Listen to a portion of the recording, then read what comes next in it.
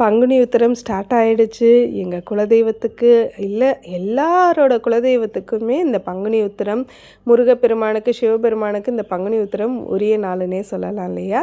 அதனாலே ஏதோ திருவிழா மாதிரி எங்களுக்கு தோணுது. ஏன்னா வருஷம் எங்கள் எப்படி சொல்கிறது, எங்கள் குலதெய்வத்தை பார்க்கணும் அப்படின்னாலே நிறைய தெய்வங்களை நம்ம அப்பப்போ போவோம் பார்ப்போம்ல. ஆனால் குலதெய்வத்தை அடிக்கடி பார்க்கக்கூடிய வாய்ப்பு எல்லாருக்குமே கிடைக்காது இல்லையா? அதனாலே நம்ம குலதெய்வத்தை வருஷத்தில் ஒரு தடவை பார்த்தாலும் அவ்வளோ சந்தோஷம், ஆட்பறிக்க முடியாத அளவுக்கு சந்தோஷம் இருக்குன்னே சொல்லலாம். ஆனால் இந்த வருஷம் நம்ம குலதெய்வம் கோவிலுக்கு போக முடியுமா முடியாதாங்கிறது தெரியல. தம்பி 10th போயிருக்கனால கொஞ்சம் டவுட்டாகவே தான் இருக்குது. எங்கள் குலதெய்வமும் உங்கள் குலதெய்வமும் ஒன்று நிறைய சகோதரிகள் சொன்னீங்க, ரொம்ப சந்தோஷம். இதில் இன்னும் சந்தோஷமான விஷயம்னா, பிறந்த வீடு புகுந்த வீடுன்னு 2 வீட்டு குலதெய்வமும் ஒன்று தான். எனக்கு ரொம்ப சந்தோஷம்.